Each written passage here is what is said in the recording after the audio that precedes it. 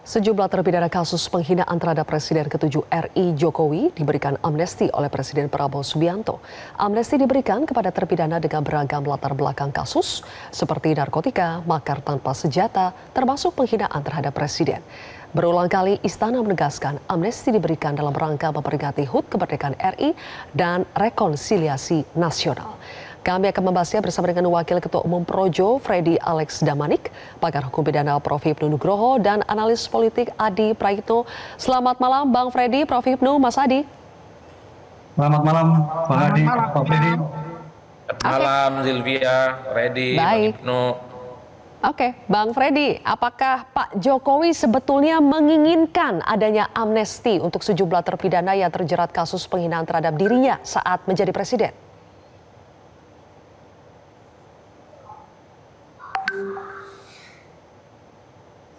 Halo, Bang Freddy, suara Anda belum muncul? Ya, memang sinyal jelek ini putus-putus. Ya, gimana? Bisa diulangi? Oke, apakah sebetulnya amnesti ini diinginkan oleh Pak Jokowi untuk bisa diberikan ke sejumlah terpidana yang terjerat kasus penghinaan terhadap dirinya saat menjadi presiden? Ya, saya tidak tahu apakah ini diinginkan oleh Pak Jokowi, tetapi Pak Jokowi sudah statement, sudah mengatakan bahwa ya amnesti dan abolisi yang diberikan oleh Presiden ini merupakan hak Presiden, hak politik Presiden, hak istimewa Presiden yang diatur oleh konstitusi. Dan ya pasti sudah melalui pertimbangan, baik pertimbangan hukum, pertimbangan sosial, pertimbangan politik. Jadi saya rasa Pak Jokowi selaku mantan presiden pasti mendukung apa yang telah dilakukan oleh Presiden Prabowo. Kalau Projo sendiri bagaimana Bang Freddy menilai amnesti ini layak tidak sih diberikan kepada mereka yang pernah dulunya menghina Presiden Jokowi? Kami melihat ya pemberian amnesti dan abolisi ini merupakan sebagaimana yang sudah disampaikan, kami setuju mengapresiasi ya memang Pak Presiden Prabowo ini memang negarawan ya yang mementingkan persatuan Indonesia. Jadi beliau ini konsisten ya di dalam kepemimpinannya. Bukan hanya bicara amnesti dan abolisi ini saja, beliau kerap merangkul setiap kelompok-kelompok masyarakat, ya partai-partai politik ataupun orang-orang katakan yang berseberangan, bahkan yang di Pilpres kemarin ya berseberangan dengan beliau berusaha terus merangkul, mengajak bersama-sama untuk membangun republik ini. Jadi saya rasa ya tujuan beliau ini sangat baik dan harusnya kita dukung. Kami sangat mendukung apa yang dilakukan oleh Presiden Prabowo ini dalam konteks memang rekonsiliasi nasional, menjaga stabilitas nasional agar lebih baik, sehingga ya sudah terlihat misalnya per hari ini atau per kemarin ternyata pertumbuhan ekonomi kita semakin baik. Itu ya menunjukkan keberhasilan bahwa memang persatuan nasional itu sangat penting untuk membantu pemerintahan Presiden Prabowo agar mereka fokus menjalankan program-program cita-citanya. Demikian. Baik. Oke. Prof. Hipnu, kalau menurut Anda terpidana kasus penghinaan terhadap Presiden dalam Undang-Undang ITE mendapatkan amnesti dari Presiden Prabowo, apakah kasus ini memang sangat layak untuk bisa mendapatkan amnesti, Prof? Ya, kalau kita melihat sebagai tafsir, Mbak, kalau kita lihat terminologi pemberian amnesti abolisi itu diatur dalam Undang-Undang Darurat Nomor 11 Tahun 54. Apa itu amnesti dan abolisi? Diberikan kepada seseorang sebagai pelaku tindak pidana akibat sengketa politik. Nah, akibat sengketa politik. Oleh karena itu dalam hal, nanti Bang Adi bisa menjelaskan, kayaknya menjadi tafsir luas. Karena kalau kita lihat abolisi dan amnesti yang terakhir, catatan kami itu ada pada waktu GAM. Kemudian yang terakhir dulu pada waktu 98. Itu juga diberikan amnesti. Lah, politiknya di sana. Lah, pertanyaannya, belum adanya undang-undang yang baru. Makanya undang-undang baru terhadap amnesti abolisi tampaknya harus direvisi gitu loh. Terhadap tindak pidana lain yang menyangkut mungkin pejabat negara. Lah, oleh karena itu dalam hal kita melihat apakah tersangkut politik lah, mungkin sifatnya politik, pejabatnya politik, kan gitu Pak. Karena dalam suatu penghinaan kalau kita lihat ini adalah penghinaan presiden. Di era pemerintahan demokrasi, dalam hal presiden tidak ada penghinaan, tapi kritik. Satu. Dan dua, undang-undang tentang penghinaan pasal darurat 46 yang berita bohong dan kemudian keonaran itu sudah dicabut. Oleh karena itu kayaknya pemerintah Pak Prabowo melihat, oh ini undang-undang yang dicabut, maka segera terpidana dihapuskan. Itu sebenarnya seperti itu. Oh ini terkait juga di era sekarang sudah tidak ada suatu penghinaan, tapi bagian kritik dari pemerintah, oh kemudian dihapuskan penghinaan. Itu saya kira melihatnya sebagai bentuk politik yang terjadi. Oke, amnesti memang biasanya diberikan kepada kasus-kasus yang terkait dengan sengketa politik. Kalau begitu, Mas Adi Pray, apakah amnesti ini bisa dibaca sebagai sinyal memang ada politisasi hukum pada saat era terdahulu? Ya saya kira dua hal ya Sylvia. Pertama, memang harus diakui setelah adanya amnesti dan abolisi, ini kan dianggap sebagai koreksi terkait dengan proses peradilan yang terjadi kepada beberapa orang sebelumnya. Mungkin ada oknum-oknum ataupun pihak-pihak yang selama ini di bidang penegak hukum yang dalam memberikan putusan-putusan itu tidak sesuai dengan kaidah-kaidah keadilan. Meski harus kita akui kalau soal amnesti dan abolisi ini kan beda konteksnya. Kalau amnesti itu adalah pengampunan kepada mereka yang terbukti bersalah tapi diampuni. Mungkin sudah divonis, mungkin sudah dijatuhi hukuman, tapi karena ada niat baik yang kemudian diberikan oleh presiden untuk mengampuni sejumlah kasus maka diampuni. Kalau amnesti memang ada persoalan-persoalan yang relatif cukup serius, diampuni dan diberhentikan proses hukumnya dan yang bersangkutan dinyatakan tidak bersalah. Inilah yang saya kira seringkali digunakan oleh berbagai pihak terutama yang mendapatkan amnesti dan abolisi, bahwa proses peradilan selama ini dalam hal-hal tertentu itu tidak memenuhi unsur-unsur keadilan. Nah yang kedua, kalau kita mau agak jujur sebenarnya membaca argumen yang disampaikan oleh Menteri Hukum misalnya, salah satu alasan pemberian amnesti dan abolisi itu karena alasan kebangsaan, menjaga kondusivitas, membangun kehidupan harmoni dan siap bekerja sama secara politik. Bahkan kita tidak pernah mendengarkan ada argumen hukumnya. Ini murni alasan kondusivitas karena kita tahu bahwa begitu banyak persoalan-persoalan yang terjadi terkait dengan hukum, tokoh-tokoh tertentu itu kan menimbulkan kontroversi. Ada yang disebut dengan kriminalisasi, ada yang disebut juga sebagai target politik dan seterusnya. Terlepas dari salah dan benar, tapi kan ini menimbulkan kegaduhan.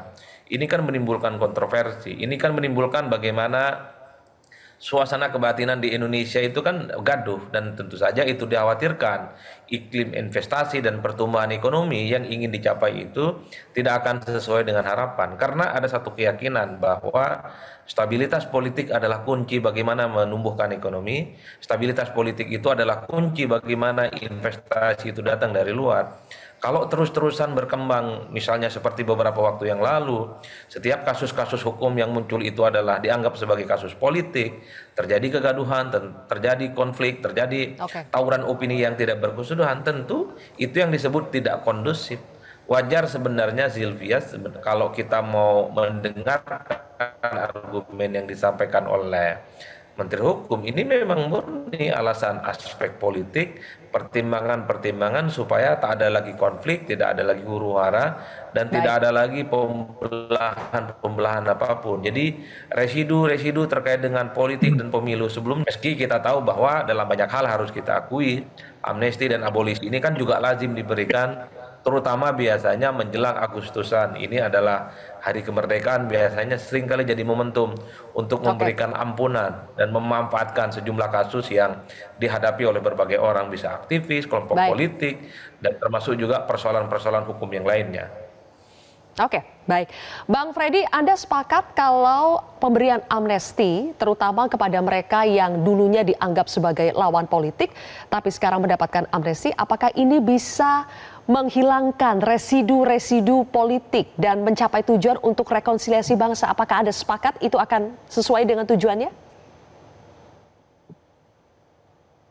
Ya, tadi saya sudah mengatakan memang tujuannya memang untuk persatuan Indonesia, persatuan nasional. Tentu kami sangat sepakat, ya, bukan bicara hanya lawan politik, tapi memang kasus-kasusnya memang nuansa politik. Kalau lawan politik misalnya yang katakanlah Gus Nur atau siapapun tadi, Ongen, itu secara pribadi Presiden Jokowi tidak pernah melaporkan mereka, ya. Tetapi memang ya itu karena undang-undang, itu karena hukum. Jadi lembaga negara kita, katakanlah polisi, kejaksaan dalam hal ini, dan pengadilan selaku yudikatif, ya, melakukan tugas dan kewenangannya untuk memproses itu, ya. Tetapi ya itu sudah divonis dan dikatakan bersalah. Artinya makanya Presiden Prabowo, ya, selaku yang mempunyai kewenangan di sini, ya, sesuai kewenangannya yang diatur konstitusi, beliau memberikan amnesti. Nah, pengampunan terhadap kasus-kasus seperti ini itu konsisten dengan program Presiden Prabowo sejak awal, memang bahwa pemerintahan Prabowo akan fokus juga membenahi lapas. Ya, kondisi lapas kita per hari ini itu sangat tidak manusiawi. Ya, perbandingan tahanan, ya, narapidana yang di dalam dibanding ketersediaan ruangan ini sudah sangat tidak manusiawi. Ini juga membebani biaya atau anggaran negara untuk melakukan pembinaan terhadap orang-orang ini.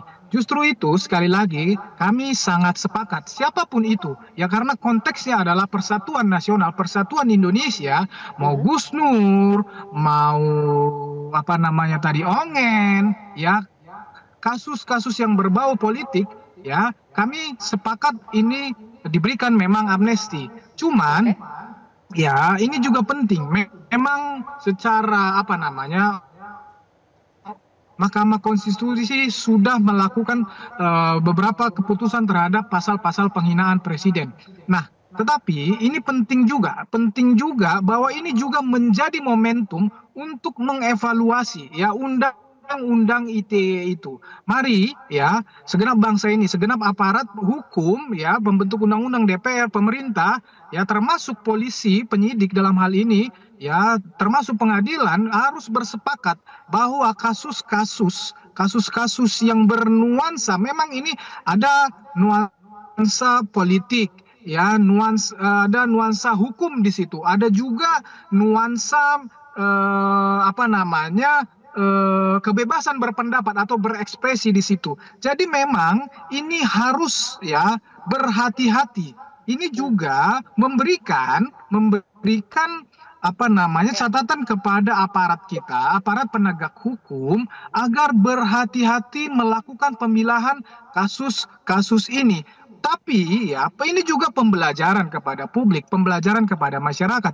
Kebebasan berekspresi, kebebasan berpendapat juga ada batasannya, bahwa tidak boleh melanggar atau menyerang kehormatan orang lain. Ya, tetapi saya sepakat, saya setuju kalau konteks terhadap pemerintah, ya, atau presiden sebagai lembaga, tidak pribadi, saya sepakat memang tidak boleh, tidak ada penghinaan di situ. Yang ada adalah kritik untuk kepada pemerintah atau lembaga ataupun kepada presiden. Tetapi kalau pribadi, ya, itu harus delik aduan dilaporkan oleh pribadi presiden itu secara pribadi. Tapi sekali lagi kami sepakat untuk kasus-kasus yang bernuansa politik, yang jelas bernuansa politik, kami sepakat diberi amnesti untuk demi kepentingan nasional, kepentingan agar menjaga stabilitas politik kita tetap stabil. Oke, berarti Prof. Hipnu, Anda juga mengamini kalau misalnya dulu di era sebelumnya untuk kasus-kasus yang bernuansa politik, memang penerapan hukumnya agak tidak tepat, ya, banyak sekali yang bisa dikoreksi dari kasus-kasus bernuansa politik tersebut.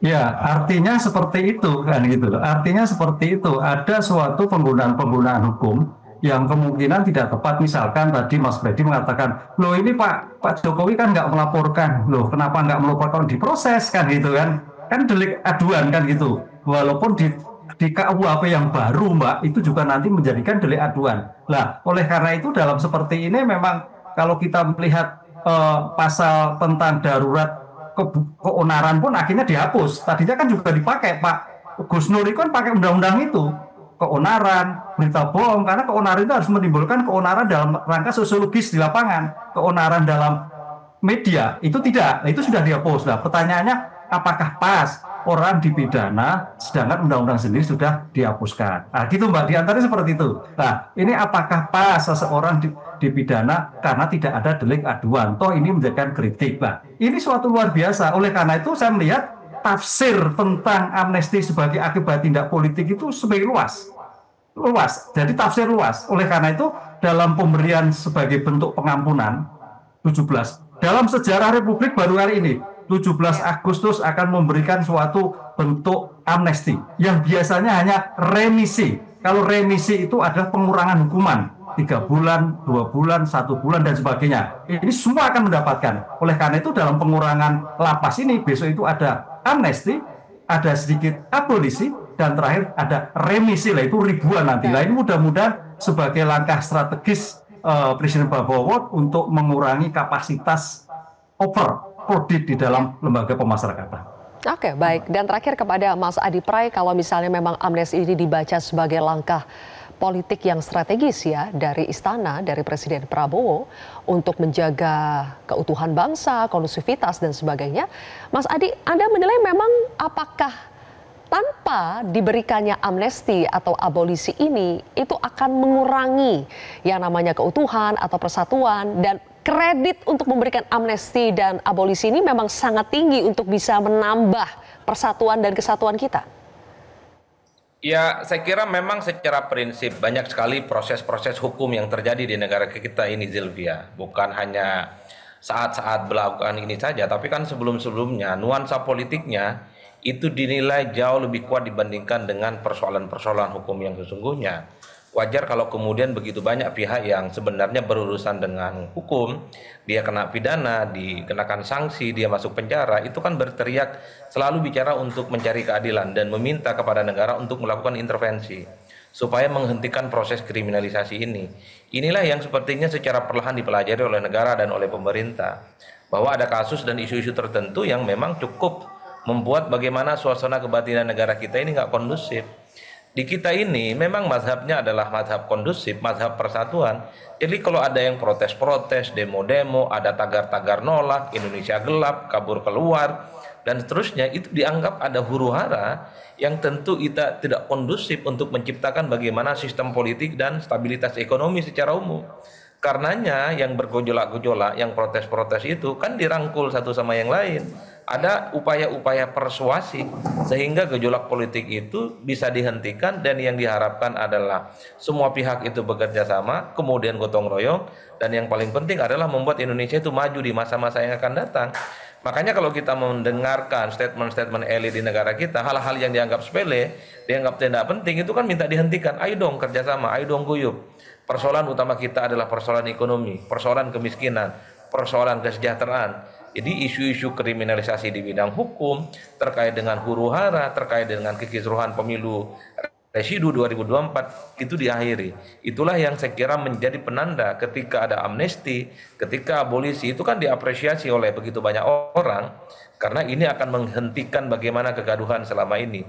Meski harus kita akui ini adalah sebenarnya keputusan yang sebenarnya kontroversial. Ini karena dalam banyak hal kan pasti dituduh misalnya, oh ini kok orang bersalah diampuni, orang ada kasus korupsi kok diampuni dan seterusnya. Tapi saya hakul yakin pemerintah sudah menghitung apa untung dan ruginya memberikan abolisi dan amnesti kepada pihak-pihak yang selama ini dinilai nuansa politiknya jauh lebih kuat dibandingkan dengan nuansa hukum dalam konteks memperingati hari kemerdekaan Agustus yang ke-80 untuk seluruh Indonesia. Saya kira di situ sebenarnya rumusnya, Zilvia. Oke. Baik, terima kasih Mas Adi Pray atas ulasan rumusnya ya, dan juga Prof. Hipnu, Bang Freddy, terima kasih sudah bergabung di Prime Time News hari ini.